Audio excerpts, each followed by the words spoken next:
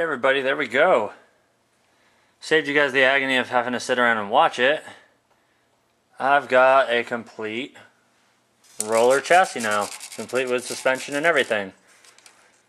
Now, I know most of you who have followed me for quite some time now on my channel, you guys know that I give a straight up, honest, no bull review on just about everything I've done.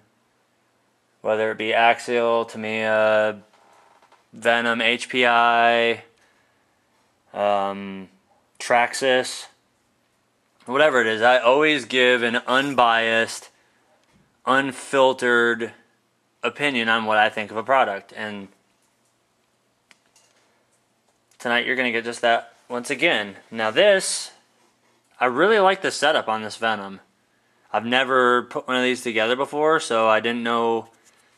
I wasn't sure how all the construction goes, especially with the lockable and unlockable differentials on it, which is actually a pretty cool idea.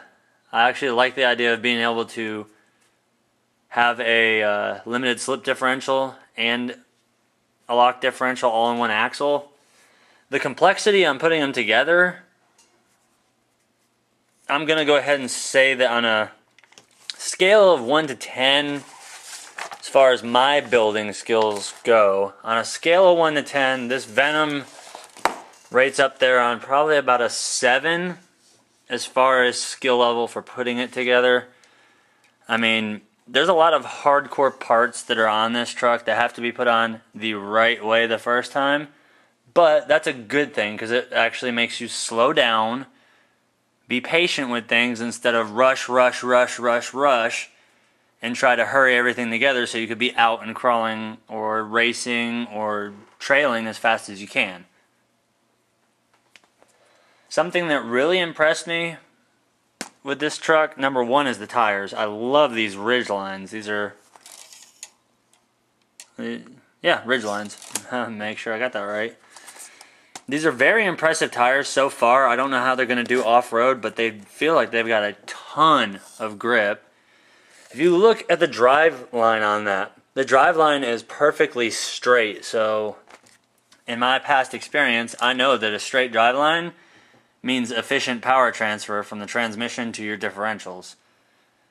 The shocks, I love the, aside from the shiny parts on it that everybody loves, the eye candy on them. I like how Venom went with the bent links, front and rear. They give you the rear links that bend in the right places versus some of the other kits that have like the high link, bent link kit where it's only bent in one spot. This is actually bent the entire way. It's almost like an S-bar, which is really cool because it gives you the flexibility to set them on an angle, set them straight.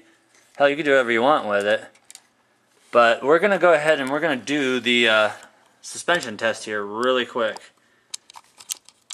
Now, once again, you guys know that I am very, very honest in all of my reviews, and I take no favorites when it comes to anything, so we're going to put it up against some of my Interco TSL boggers, some of the biggest damn tires you can get. We're going to start with one tire. Alright, we got one tire with 3 on the ground. 2 tires. Alright, we've got 2 tires. And of course, you can see it's still got all 3 wheels on the ground. I think 2.5 was about as high as I could get my AX10 to go. We're going to take a 3rd tire and cram it under there. You've got a little bit of bounce, but pretty much you've got almost 3 tires worth of width before the tire starts coming off the ground on both ends.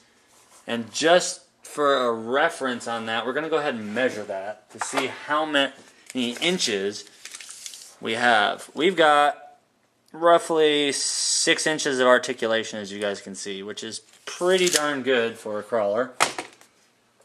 It's more than I expected, so that's a big plus right there. Now, as always, I want you, the viewer, to tell me what you think of this particular model. If you guys out there own a Venom competition crawler, or if you've had one, Tell me what you guys think. Because, I mean, there's a lot of good things on here, but just like every kit, you get a lot of the good stuff, but there is some stuff that you always need to change up just to suit your own needs. Like me, I would honestly go with larger shocks. That way I've got more articulation and more flex to it. Even though it does have 6 inches, that's kind of a lot. I want almost a full flip, so to me a larger shock would be good. The transmission was a little bit finicky putting it together, but once assembled it was very simple. But then again, I've never built one of these before, so it was a learning curve for me the entire way. So the twin vertical plate chassis is great. I like that. The only thing that it's missing from its counterpart, which would be the AX10, is the adjustability on the skid plate on the bottom, which isn't really a big deal because I've stripped out so many freaking holes on an AX10 before doing that with the aluminum skid plate on it. Now, as far as weight goes, this thing's a freaking winner right now, because right now it's maybe good, not even 2.5 pounds. Throw a battery in it and all your electronics, you got maybe a 3-pound truck at the most. So, if you guys were to ask Venom anything about this, or as far as like maybe aftermarket or any just general questions about it, I want you guys to post it down in the comment section below and see if we're all in agreement. If you guys like the kit, if you don't like it, that's fine. You guys have the right to the opinion, just like everybody does. But my overall verdict on this truck is it was a blast to build. Yes, it was complicated, but I like complicated things because it makes me sit and think. And overall, I think this thing's actually going to give my AX10 a run for its money. So be looking for the creeper to be out on the trails soon. As soon as I get some more electronics in, I'm going to do that. But overall, I really, really like the kit. It went together nicely. I took my time on it, so over the past 3 or 4 days I've been building. And there you go, guys. Hope you enjoyed it.